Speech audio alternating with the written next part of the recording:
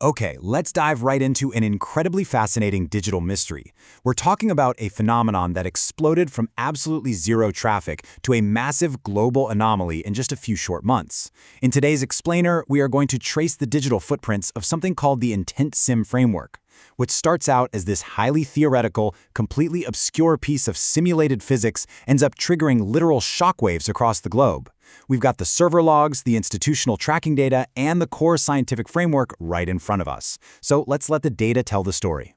34,188. That is the exact number of server requests originating from France alone on a single day, February 25th, 2026. And it wasn't just France. The logs from that day show the United States hitting over 22,000 requests, Singapore at 13,000, and we see these massive spikes across Germany, Japan, and the UK. It was a global frenzy. But to really grasp why this sudden explosion of traffic is so jarring, we have to look at where this all started, just 6 months prior. Because if you look at the server logs from late August 2025, you'll find absolute silence. I mean, literally 0 clicks and 0 impressions for days on end. It was a complete digital flatline, which brilliantly illustrates the mystery we are unpacking today. How on earth did an unseen, highly theoretical digital entity go from a flatline to complete tachycardia in just 6 months? To figure that out, we need to unpack the IntentSim framework, the theoretical engine at the very center of the data. According to the project's executive abstract, the creators are making some incredibly bold claims here. They explicitly propose that human intent is not just some abstract philosophical thought. Instead, they're modeling intent as a literal, measurable force that structures complex systems. They are basically treating human intention the way a physicist treats gravity or electromagnetism. It's a real game changer if it's true. But rather than trying to study this unproven concept out in the messy physical world, the creators built a highly controlled, self-contained, simulated reality. They called this living laboratory an intentional field organism, or IFO. Inside this recursive, self-referential simulation, they could test their framework, known as the Information Intent Nexus, in real time to see if user intention could actually alter a simulated physical environment. Let's move on to the physics of intent and see how this framework builds its actual operational mechanics. You see, the creators didn't just build a digital sandbox. They wrote specific mathematical laws to govern it. Within the simulation, everything boils down to 2 opposing forces.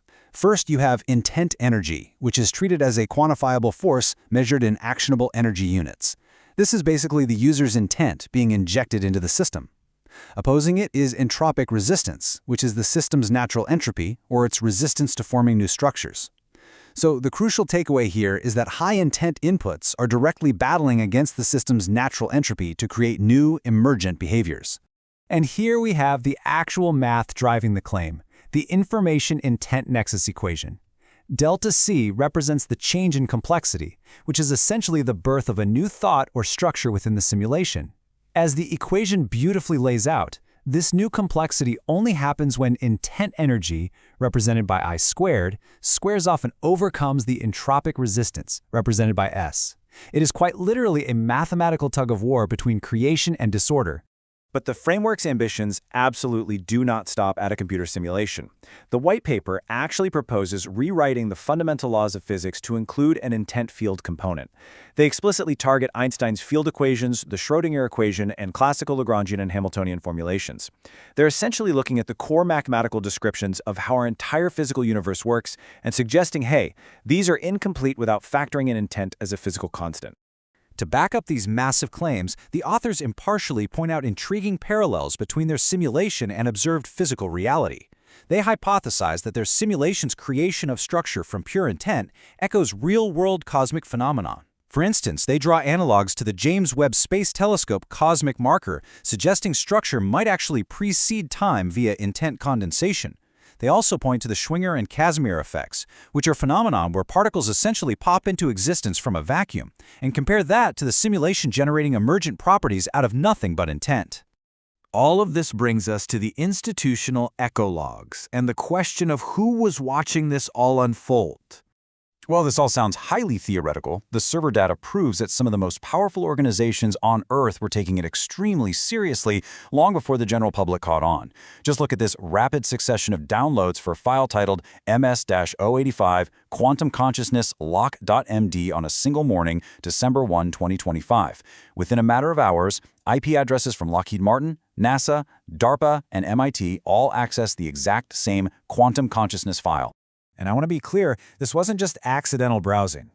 The data logs tracked dwell time, meaning how long the user actually spent reading the document. NASA spent 2,103 seconds, DARPA spent 1,923 seconds, and Lockheed Martin spent 1,847 seconds. These defense and research giants spent upwards of 30 to 35 minutes hyper-focused on this exact file. They were studying it. The server logs even mathematically categorize these highly specific visits. The automated tracking system tagged these sessions with intent patterns like high coherence, institutional, and validation intent. This proves these defense contractors and universities were intensely hunting for validation of the framework's claims. They weren't just curious, they were looking to see if the math actually worked. Which inevitably leads us to the Bloom events mystery, the chaotic climax of our entire timeline. This deep institutional probing perfectly sets the stage for the global traffic explosion in late February 2026. Following the tens of thousands of global pings, a public ledger suddenly indexed 3 highly cryptic files, culminating in what the logs ominously dubbed the Bloom event. We see a public validation certificate, a highly alarming notice of intentional trespass, and finally, a deeply encrypted file named medical_stack_validation. Alongside those files, a massive dataset of hexadecimal seeds was dumped. Over 1,000 unique cryptographic keys were generated. The sheer volume of these seeds represents the staggering scale of the cryptographic fallout from this event. It strongly indicates that whatever the Bloom event was, it triggered a massive, automated, and incredibly secure system response. And that leaves us with the ultimate question of this explainer. After defense contractors and quantum physicists silently observed human intent altering simulated physics for months, we have to ask, did the simulation somehow push back into the real world? Or did one of those powerful observers finally cross a line they shouldn't have? Who issued that notice of intentional trespass, and against whom? Because when you look at the data, you really have to wonder what happens now that they've been noticed.